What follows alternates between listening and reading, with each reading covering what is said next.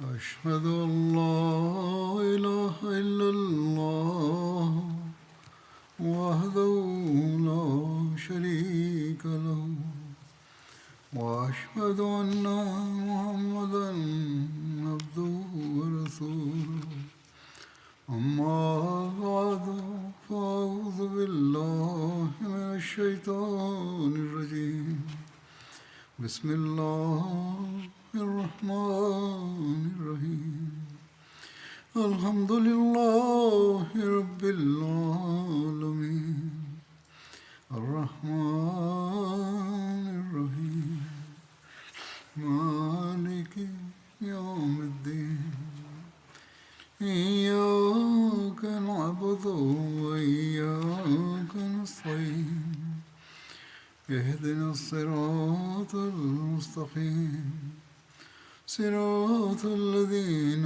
أنعمت عليهم غير المغضوب عليهم ولا الضالين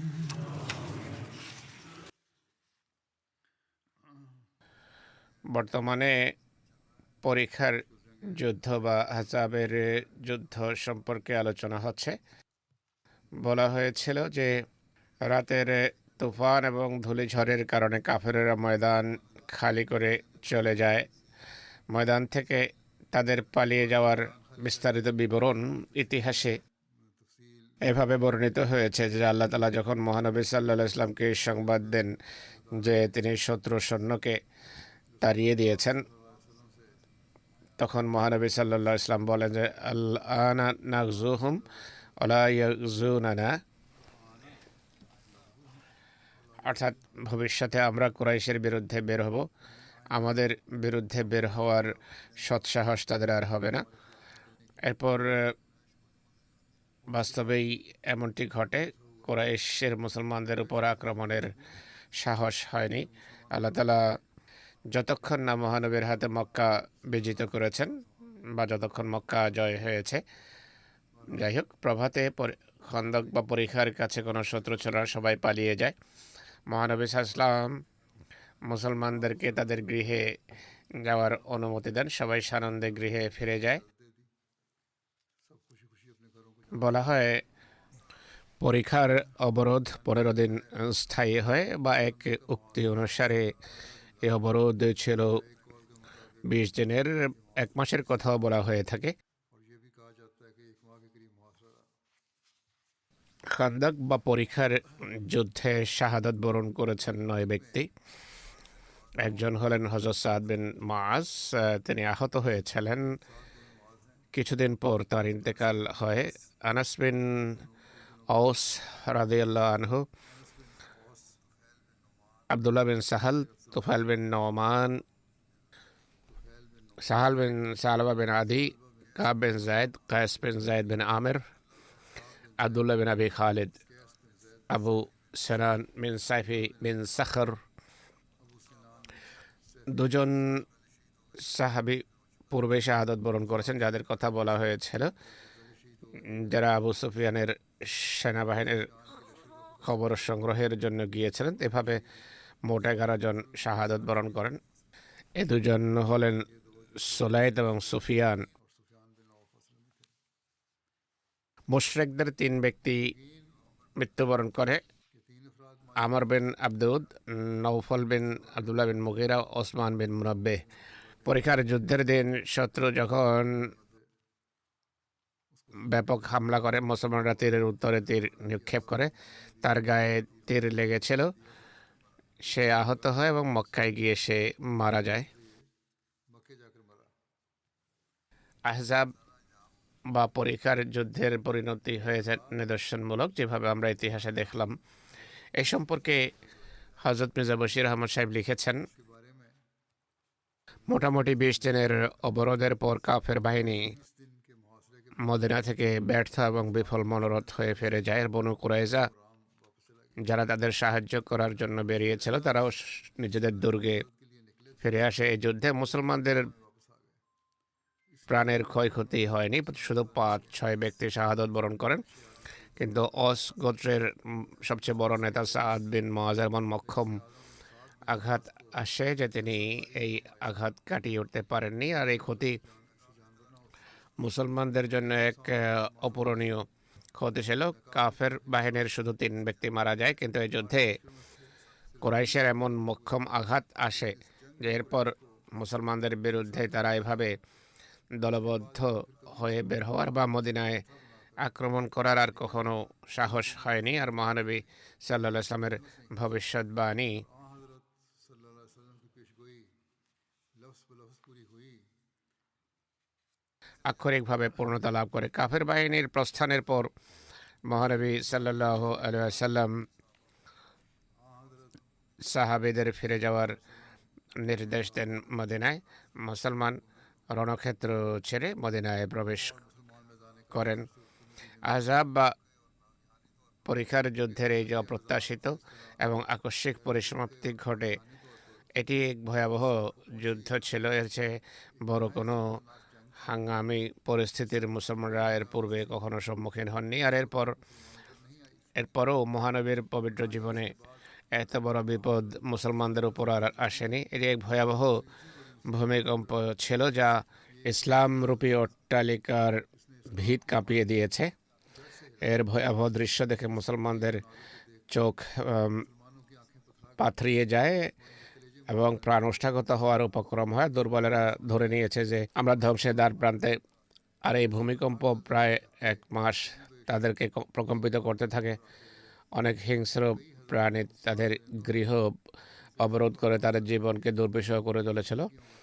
এই সমস্যার ভয়াবহতাকে বনু কুরাইজার বিশ্বাসঘাতকতা আরও ভয়াবহ করে তুলেছে। আর এই পুরো নৈরাজ্যের হতা ছিল বনু কুরাইজার সে অকৃতজ্ঞ ইহুদি, যাদের প্রতি মহানবী সাল্লাল্লাহু আলাইহি ওয়াসাল্লাম অনুগ্রহ করে মদিনা থেকে নিরাপদে তাদের বেরিয়ে যাওয়ার অনুমতি দিয়েছিলেন।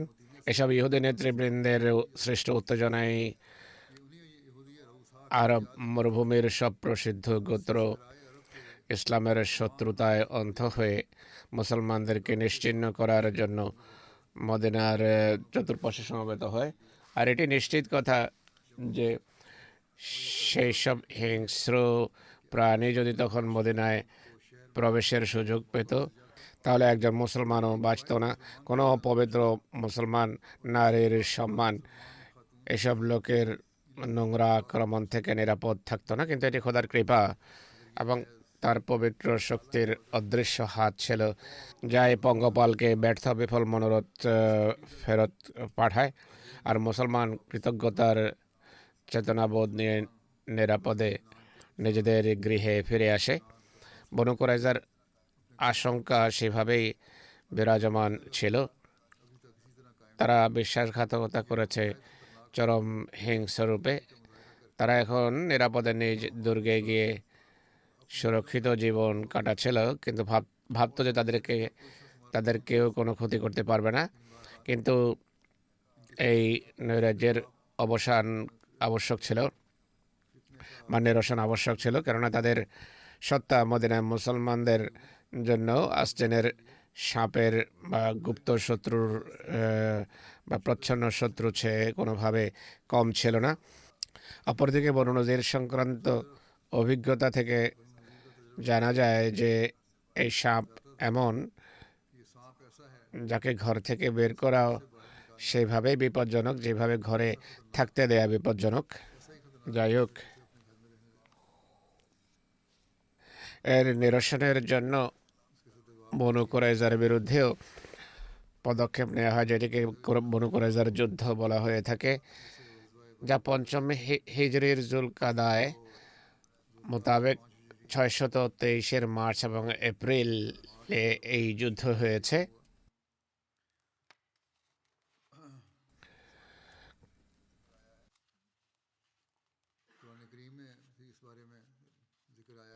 এ সম্পর্কে কোরআনেও উল্লেখ করা হয়েছে। আল্লাহ তাআলা বলেন, ওয়াজ্জালাল্লাযিনা জাহারু মিন আহলিল কিতাবি মিন সিয়াসিহিম ওয়া কাযাফা ফি কুলুবিহিমুর রু'বা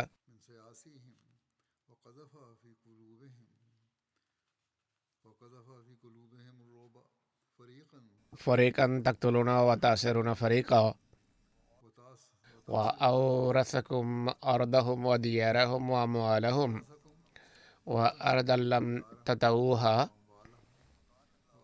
ওয়া কানা আল্লাহু আলা কুল্লি শাইইন কাদিরা। তিনি আহলে কিতাবের মধ্য থেকে যারা তাদের সাহায্য করেছিল তাদের দুর্গ থেকে নিচে নামিয়ে দিয়েছেন, তাদের হৃদয়ে ত্রাস সঞ্চার করেছেন। তাদের এক দলকে তোমরা হত্যা করছিলে আর অন্য দলকে তোমরা করছিলে বন্দী, আর তাদের ভূমি ও তাদের আবাসন আর ধন সম্পদের তিনি তোমাদেরকে উত্তরাধিকারী করেছেন। আর এমন ভূমিকেও যে ভূমি তখনও তোমরা করতলগত করনি।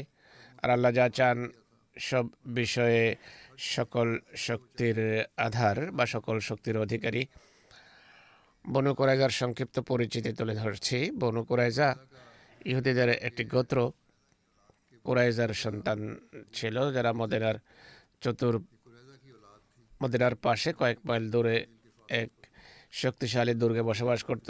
এই নামেই প্রসিদ্ধ ছিল। কুরাইজা এবং নজির ছিল দুই ভাই যাদের সম্পর্ক ছিল হযরত হারুনের বংশের সাথে। একটির আওলাদকে বলা হয় বনু কুরাইজা, অপরটির বংশকে বলা হয় বনু নজির। এই যুদ্ধের পটভূমি পূর্বের খুতবাগুলোতেও তুলে ধরা হয়েছিল।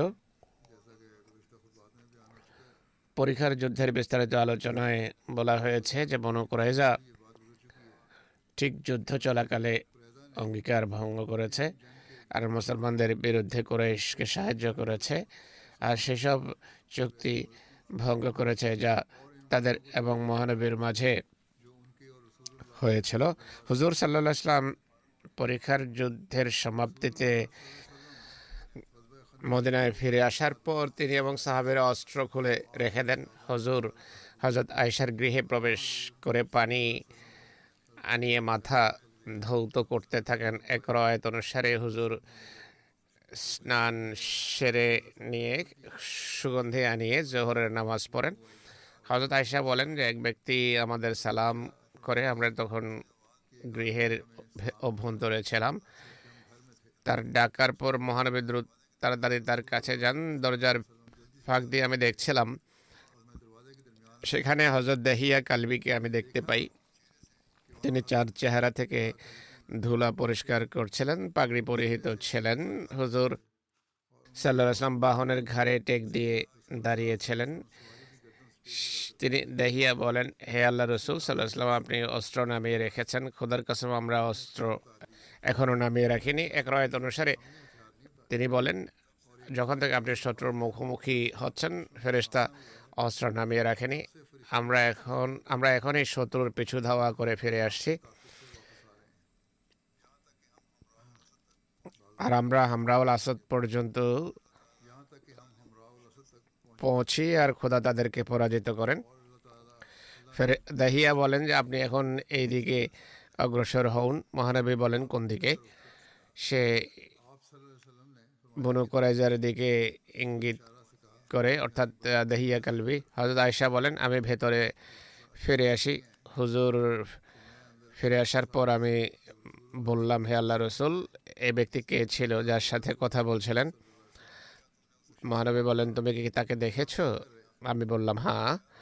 হুজুর বলেন যে কার সাথে তাকে সাদৃশ্যপূর্ণ দেখেছ?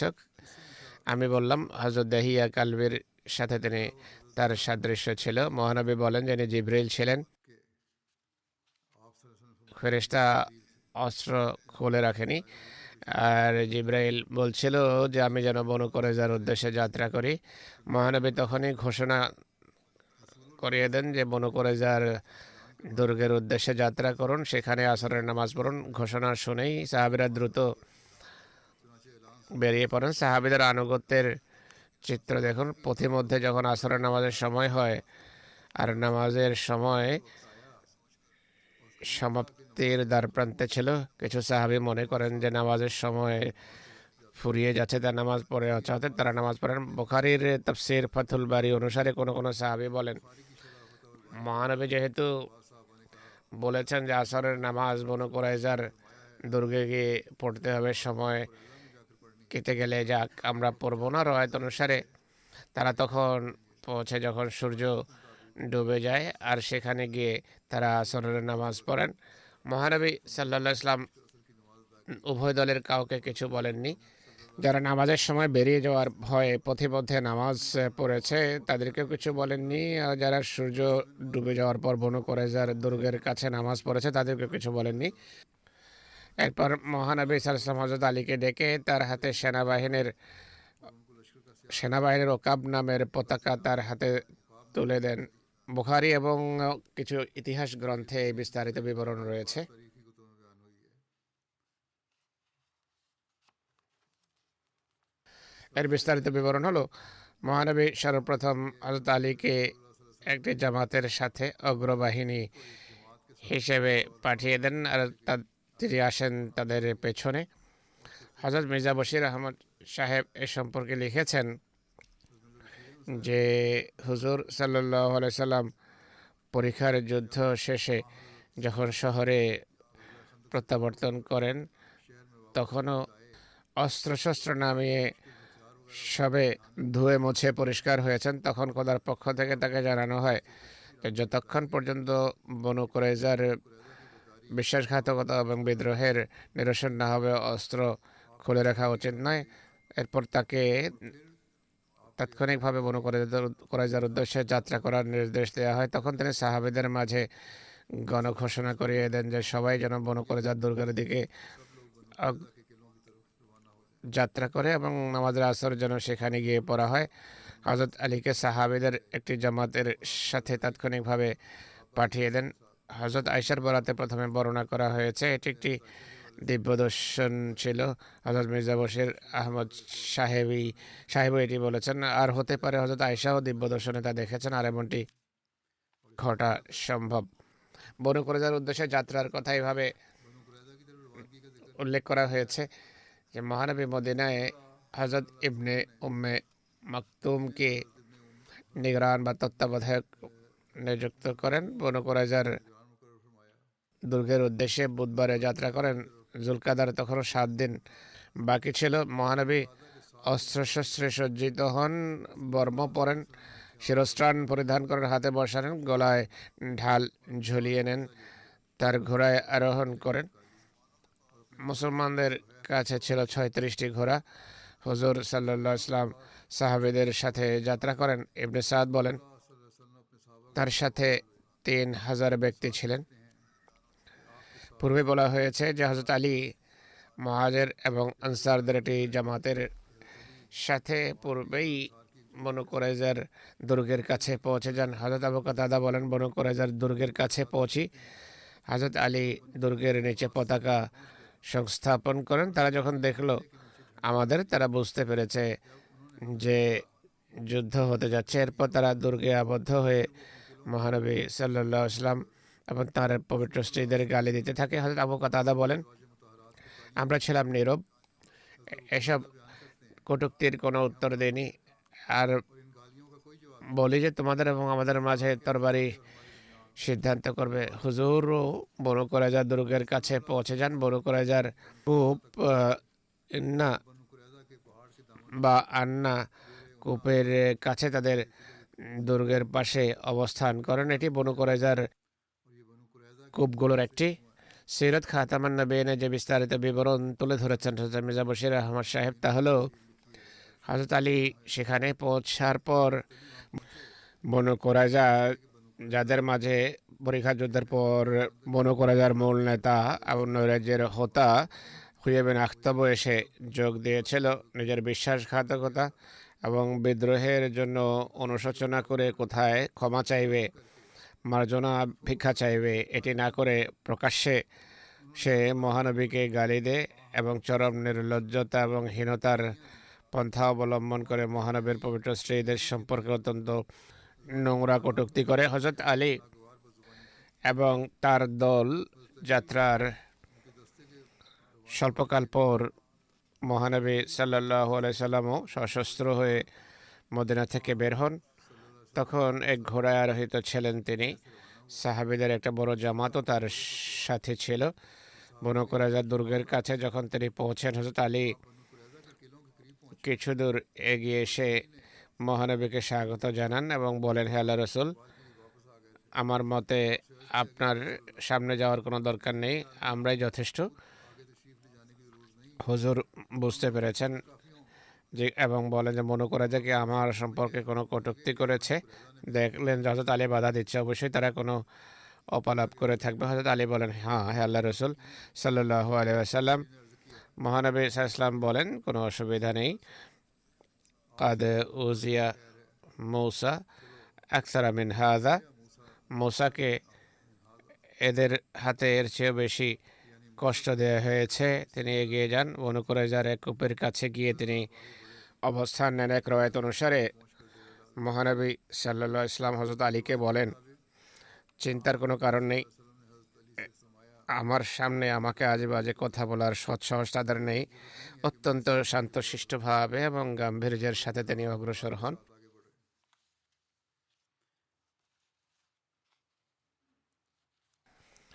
এই যুদ্ধে মুসলমানদের খাবারের উল্লেখও পাওয়া যায়। সব সাহাবী মহানবীর চতুর্পাশে এশা পর্যন্ত সমবেত হন। হযরত সাদ বিন ওবাদা খেজুর বোঝাই এক উট মহানবী এবং সাহাবীদের জন্য পাঠিয়ে দেন। সেদিন হুজুর সাল্লাল্লাহু আলাইহি ওয়াসাল্লাম বলেন যে খেজুর কত উত্তম খাদ্য।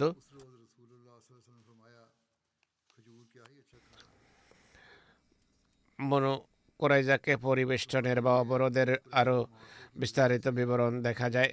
সেহরির সময় এগিয়ে আসেন এবং তীরন্দাজ দলকে সামনে রাখেন। তারা ইহুদি দুর্গ অবরোধ করেন, তীর নিক্ষেপ করেন এবং পাথর নিক্ষেপ করেন। ইহুদিরাও দুর্গের ভিতর থেকে তীরন্দাজি করতে থাকে। এক পর্যায়ে সন্ধ্যা নেমে আসে। দুর্গের চতুর্পাশে তারা রাত কাটান। মুসলমান পালাক করে ইহুদিদের উপর হামলা করতে থাকেন। হুজুর সাল্লাল্লাহু আলাইহি ওয়াসাল্লাম ক্রমাগত তীর ছোড়াতে থাকেন তাদেরকে লক্ষ্য করে। ইহুদিরা যখন নিশ্চিত হয়ে যায় যে ধ্বংস অনিবার্য, তখন তারা তীরন্দাজি বন্ধ করে দেয়, বলে যে আমাদেরকে ছেড়ে দাও, আমরা আলোচনা করতে চাই। মহানবী বলেন ঠিক আছে। তারা নবাশ বিন কায়েসকে মহানবীর কাছে পাঠায়। সে মহানবীকে বলে যে তাদেরকে এখান থেকে সেভাবে চলে যাওয়ার অনুমতি দেয়া হোক যেভাবে বনু নজির এখান থেকে বেরিয়ে গিয়েছিল, আর বলে যে আপনি ধন সম্পদ এবং অস্ত্র শস্ত্র নিয়ে নিন, কিন্তু আমাদেরকে প্রাণ ভিক্ষা দিন।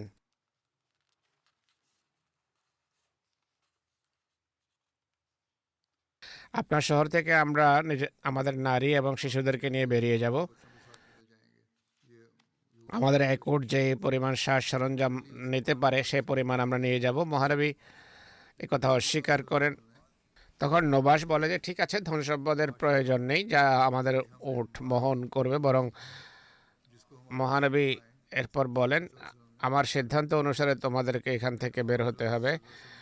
সে মহানবীর সিদ্ধান্ত অনুসারে এখান থেকে বের হওয়ার কথা অস্বীকার করে এবং স্বজাতির কাছে ফিরে যায়। এরপর বনু কুরাইজার নেতারা পরস্পর পরামর্শ করে। নবাস স্বজাতির কাছে ফিরে এসে পুরো পরিস্থিতি তাদেরকে অবহিত করে। অবরোধ দীর্ঘ হতে থাকে। তখন বনু কুরাইজার নেতা কাব বিন আসাদ স্বজাতিকে সম্বোধন করে বলে, খোদার কসম, এক পরীক্ষার তোমরা সম্মুখীন, যা তোমরা দেখতেই পাচ্ছ। তিনটি কথা তোমাদের সামনে রাখছি, যে কোনো একটি তোমরা গ্রহণ করতে পারো। তারা তা জানতে চায়। কাব বিন আসাদ বলে, মোহাম্মদ ইসলামের প্রধানত মোহাম্মদের আনুগত্য করে তাকে সত্য মেনে নেয়া, কেননা তোমরা জানো যে তাকে নবী হিসাবে পাঠানো হয়েছে, আর এটি সেই ব্যক্তি যার কথা তোমরা তোমাদের পুস্তকে পড়ো, আর ঈমান আনার কারণে তোমাদের জীবন, ধন সম্পদ এবং নারী নিরাপদ হয়ে যাবে। খোদার কসম, তোমরা জানো যে মোহাম্মদ সাল্লাল্লাহু আলাইহি সাল্লাম নবী, আর আমরা তার দলে শুধু এই কারণে যোগ দিচ্ছি না যে তিনি আরব বনি ইসরায়েলি নন।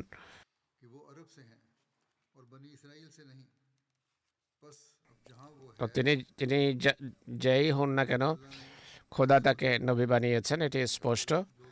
আর বলে যে আমি অঙ্গীকার ভঙ্গ করা পছন্দ করি না, কিন্তু এই পরীক্ষা এসেছে হুয়াই বিন আখতাবের কারণে। পাশে বসেছিল হুয়াই। কাব এরপর বলেন যে তোমাদেরকে মনে পড়ে ইবনে জাওয়াজ যে ইহুদিদের এক পুরনো আলেম ছিল, সে কি বলেছিল? সে তোমাদের কাছে এসে বলেছিল, আমি মদ, সিরকা আর খেজুরের দেশ অর্থাৎ বাইতুল মাকদাস ছেড়ে দিয়েছে। এটি ছেড়ে আমি পানি, খেজুর এবং ভুট্টার দেশে এসে গেছি। মানুষ জিজ্ঞেস করে, কেন এমনটি করলে? তখন কাব বিন আসাদ বলে যে काब बिन असद ने बताया कि उसने कहा काब बिन असद ने कहा कि उसने कहा कहा था कि इस এই জনপদ থেকে এক নবীর আবির্ভাব ঘটবে। আমি যদি তখন জীবিত থাকি তাহলে তার অনুসরণ করব এবং তাকে সাহায্য করব। আর আমার পরে আসলে সাবধান থেকেও, যে কেউ যেন তার সম্পর্কে তোমাদের প্রতারিত করতে না পারে। অর্থাৎ গ্রহণ করো, অস্বীকার করো না, তার অনুসরণ করো আর সাহায্যকারী হয়ে যেও, বন্ধু হয়ে যেও। আমি উভয় কিতাবে ঈমান এনেছি, প্রথমটির প্রতি ঈমান এনেছি আর মহানবের প্রতি যা অবতীর্ণ হয়েছে তাতেও ঈমান এনেছি। তাকে আমার সালাম পৌঁছাবে, তাকে বলো যে আমি তাকে সত্যায়ন করেছি। এরপর কাব বলেন যে আসো আমরা তাকে অর্থাৎ মোহাম্মদ রসুল্লাহকে অনুসরণ করি। এটি শুনে মনে করে যা লোকেরা বলে, और तस्दीक करें। तो ये सुनकर बनु कुरैजा के लोग कहने लगे, हम तो रात के फैसले से আমরা তাওরাতের हम तो रात সিদ্ধান্ত থেকে বিচ্যুত হতে পারি না, এটিকে বাদ দিয়ে অন্য কোনো কিতাব গ্রহণ করতে পারি না। তখন কাব বলেন, इसको किसी और किताब से আমার কথা যদি না মানো তাহলে দ্বিতীয় কথা বলছি, তাহলে আসো আমরা আমাদের স্ত্রী সন্তানদের হত্যা করি, এরপর তরবারি হাতে নিয়ে মোহাম্মদ রসুল্লাহ এবং সাথীদের উপর হামলা করি। পেছনে কোনো আমাদের পিছু টান থাকবে না যতক্ষণ আল্লাহ আমাদের এবং মোহাম্মদের মাঝে সিদ্ধান্ত করে দেন।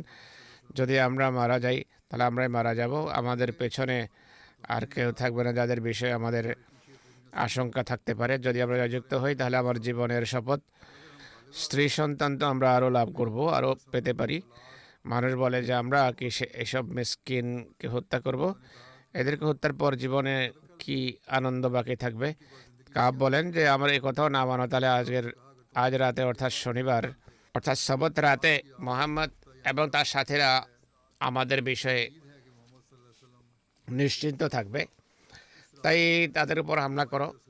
এভাবে হয়তো মোহাম্মদ এবং তার সাথীদের আমরা প্রতারিত করতে পারবো। তারা বলে, আমরা কি আমাদের সবতকে অপবিত্র করব? আর আমরা কি সে কাজ করব যা আমাদের পূর্বে কেউ করেনি? কেবল তাছাড়া যা তুমি জানো, এছাড়া সেটি ধ্বংস হওয়ার কথাও তুমি জানো।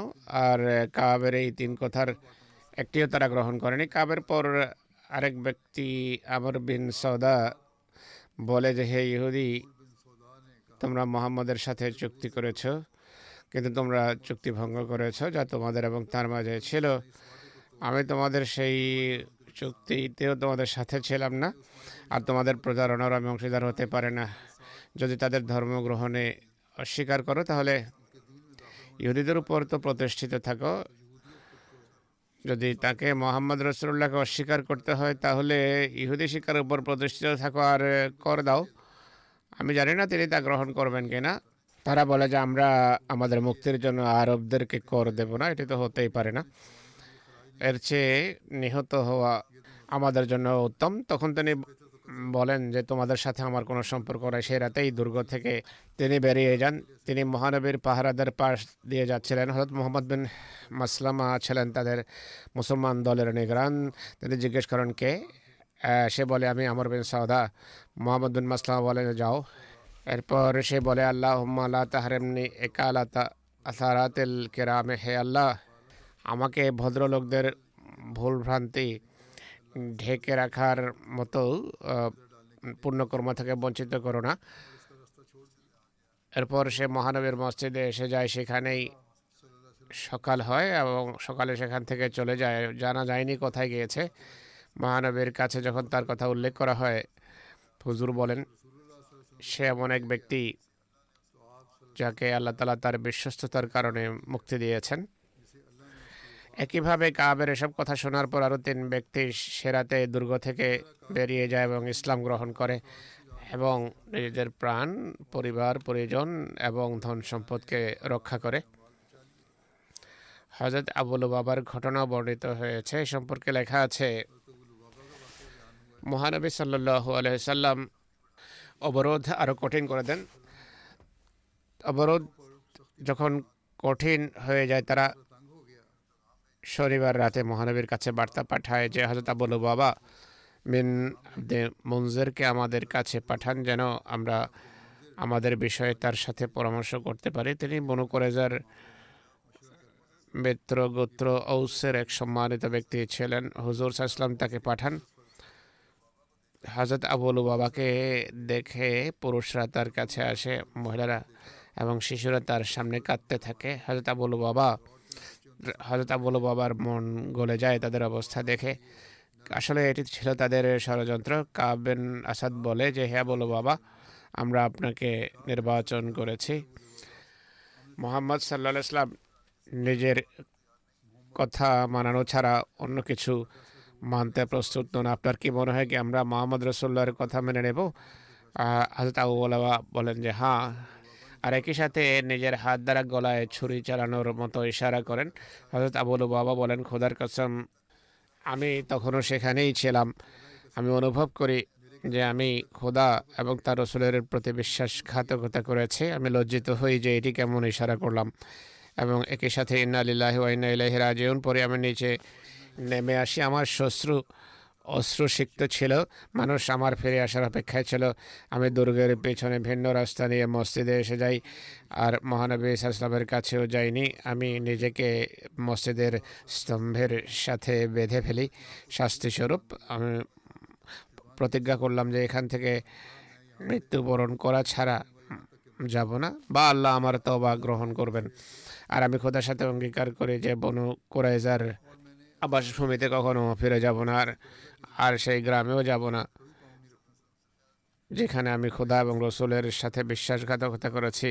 মহানবী যখন আমার ফিরে যাওয়ার এবং আমার এই কাজের সংবাদ পান, তিনি বলেন তাকে ছেড়ে দাও যতক্ষণ খোদা তার সম্পর্কে কোনো সিদ্ধান্ত করেন। সে যদি আমার কাছে আসতো তাহলে আমি তার জন্য ইস্তিগফার করতাম। আমার কাছে যেহেতু আসেনি, চলে গেছে, তাই তাকে ছেড়ে দাও। হযরত আবু লুবাবা বর্ণনা করেন যে আমি বড় কষ্টের ভেতর ছিলাম। বেশ কয়েক রাতে আমি কিছু খাইও নি আর পানও করিনি। আমি এটি বলতে থাকি যে আমি এই অবস্থাতেই থাকবো যতক্ষণ না আমি মারা যাই বা আল্লাহ আমার তওবা গ্রহণ করেন। আমি আমার এক স্বপ্নের কথা স্মরণ করি যে আমি বনু কুরাইজার অবরোধের সময় দেখেছিলাম আমি একটি দুর্গন্ধযুক্ত কালো মাটিতে আছি, তা থেকে বের হতে পারছি না। এই দুর্গন্ধে আমার মরে যাওয়ার উপক্রম হয়। এরপর এক নহরও দেখলাম সেই নহরে আমি স্নান করেছি এবং আমি পরিষ্কার হয়ে যাই। আর এরপর সুগন্ধ আসে। এরপর হযরত আবু বকরের কাছে আমি আমার এই স্বপ্নের ব্যাখ্যা জিজ্ঞেস করি।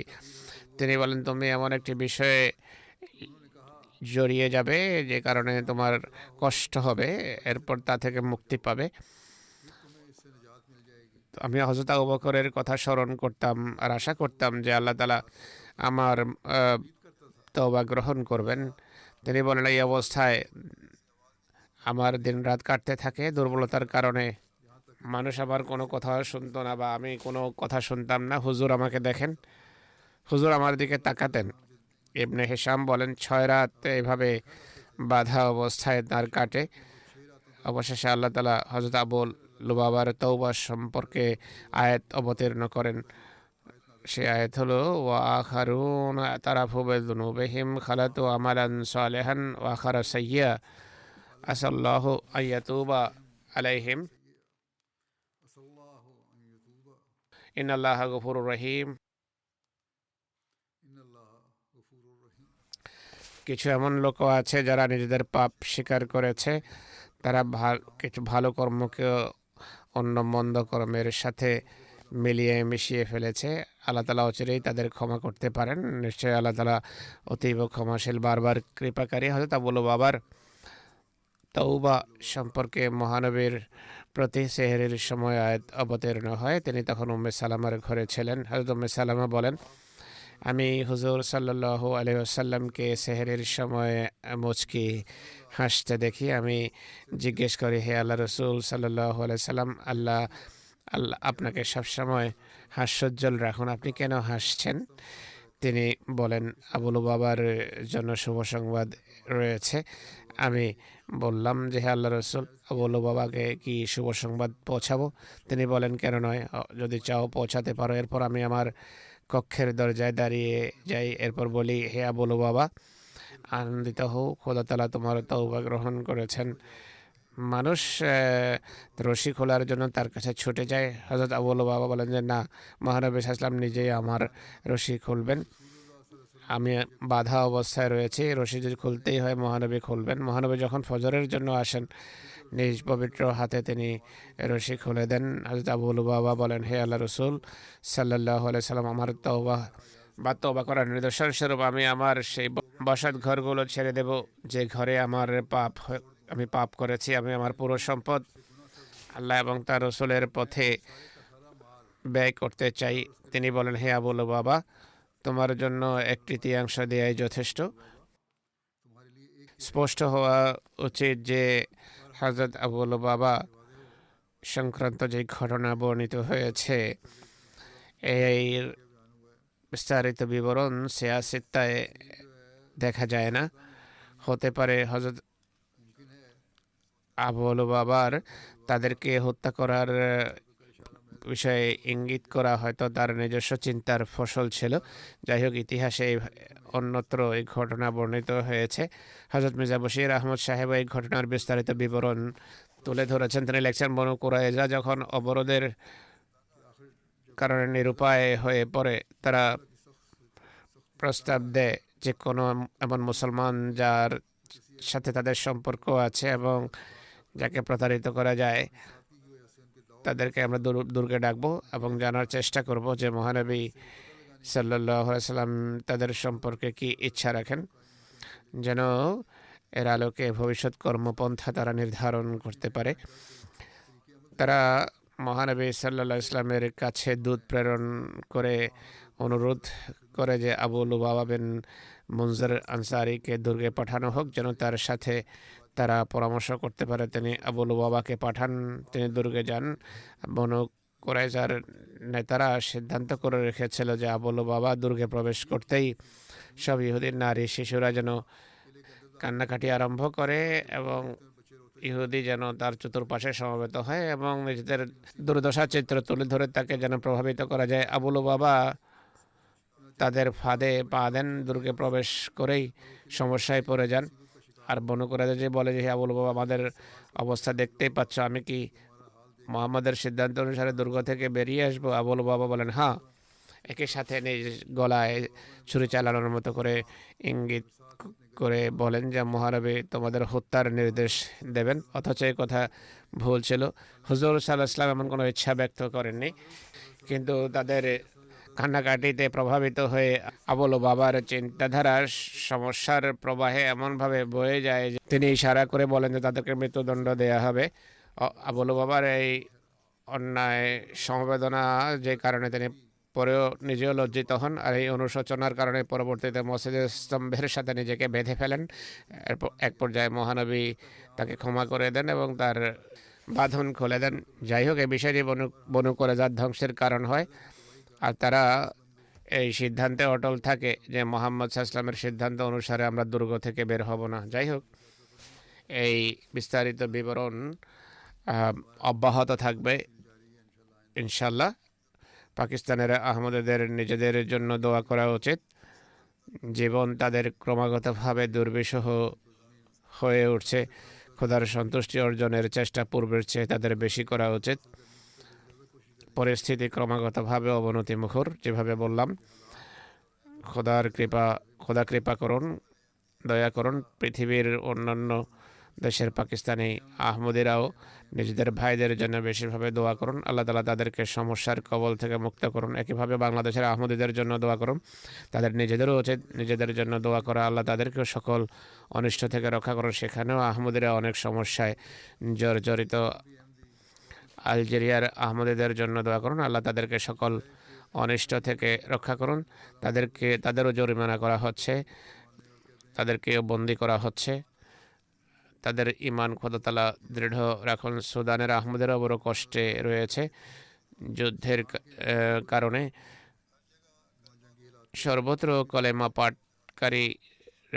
পাঠকারীদের হাতে মুসলমানের হাতে কষ্ট পাচ্ছে। আর এই কারণেই অন্যরা অর্থাৎ ইসলাম বিরোধীরা মুসলমানদের ক্ষতি করার অপচেষ্টায় রত।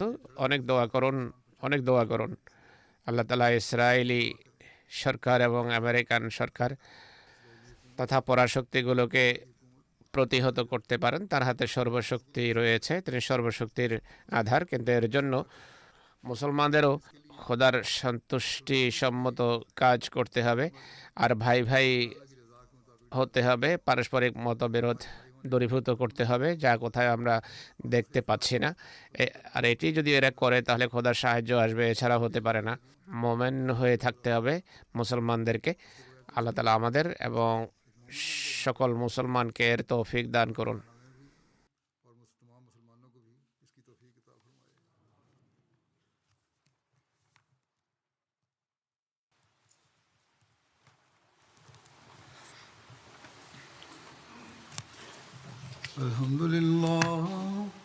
الحمد لله نحمده ونستعينه ونستغفره ونؤمن به ونتوكل عليه ونعوذ بالله من شرور أنفسنا ومن سيئات أعمالنا من يهده الله فلا مضل له ومن يضلل فلا هادي له ونشهد أن لا إله إلا الله ونشهد أن محمدا عبده ورسوله عباد الله رحمكم الله إن الله يأمر بالعدل والإحسان وإيتاء ذي القربى وينهى عن الفحشاء والمنكر والبغي